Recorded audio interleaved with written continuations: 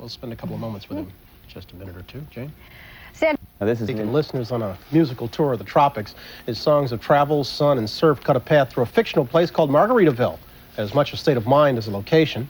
Now, Margaritaville is the cited inspiration for Jimmy Buffett's first book, a collection of short stories called Tales from Margaritaville. How you been? good. Good morning. Thanks. I'm on a book banning show. Oh, I know. Are you gonna pick a fight with me for calling this your first book? No, actually, it's my second book. Well, but your daughter helped you on the first. But she's now out on her own. Oh, okay. So I was left to do it by All right, myself. this is the first time you're not a co-author. Right. Why'd you write this?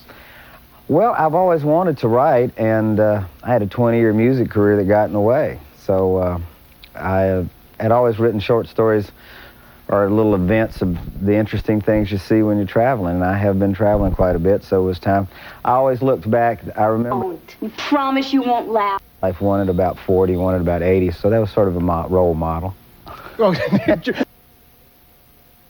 be what, 43 on Christmas Day? That's right, Brian, 43. On It Christmas says so Day. on my license. I know, thank you very much. We're going to pass on that one for now. Did you write this for the parrot heads who are already your fans?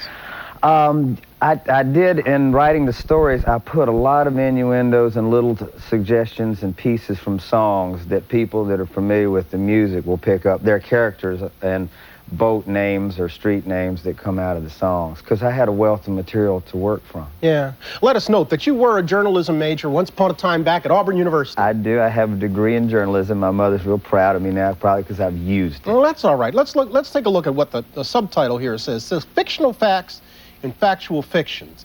Do you care if the reader knows where one lets off and the other begins? No, I mean, it's a book that's, I hope, will be considered literature. It's not a tell-all book like a lot of celebrity books. I'm going to wait to 80 to write that when I can tell so actually most of the people in it are dead, right? Dead, right. But this one is, there are a lot of people will say, oh, yeah, I remember you told me that story. Well, there are a lot of stories in there that happened, but I gave them to other characters. There's one story called Ready for Freddie, which is the story of an older rock star that I interview. So we know where the interview comes from. What about Hooked in the Heart? That's your favorite, isn't it? Yeah.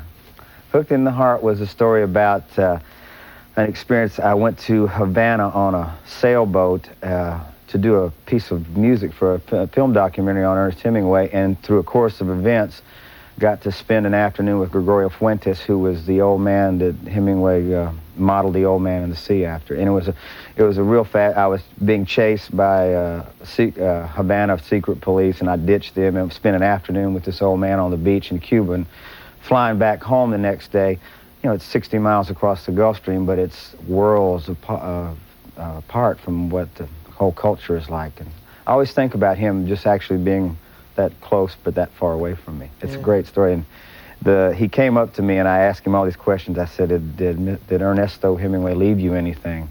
You know, like I was thinking rods and reels or pictures, and he just tapped on his heart. And I went, so I remembered that. I said, I want to write that story. Difficulties of writing something like this as opposed to writing a song. Mm-hmm. How do they compare? Some ways more difficult, some ways less. In songwriting, you got 3 verses, 2 choruses, so you got to compress everything. In writing short stories, you got to expand, but you also had to have a beginning, a middle, and an end. I'm working on a novel now, which I think is going to be easier to write, because I get going on things and I had to stop here and make sure everything worked. You do this when you travel? Yeah. Really? I write it all down, but then when I want to write the book, I have a little farm I go where there's nothing there, and I sit down and... You have always been in love with the sun and the sea and the surf and traveling. You making any concessions to your advancing years, young man? Yes, well, see, that's why I figured it would be a nice thing to be an author in my middle years.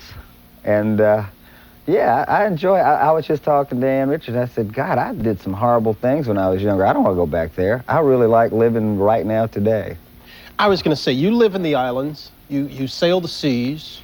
You make a lot of money. You write songs. You're now writing books. Is there anything about your life that's not just as you'd like it? Of course there is. I mean, life is not fair. I have a few things, you know. I have to come to New York on the day President Bush has caused gridlock, and I have to go do my book tour, and I got to ride the subway today. Must be why you're prepped out. I've never seen you dressed like this. You got penny loafers, the socks, the suede pants, shoes. The cable polo sweater. I don't believe this. Once I get off national TV, I'm going to go dressed like I normally do. Jimmy, take care of yourself. Thanks, Bryant. 42 past. We're back tomorrow.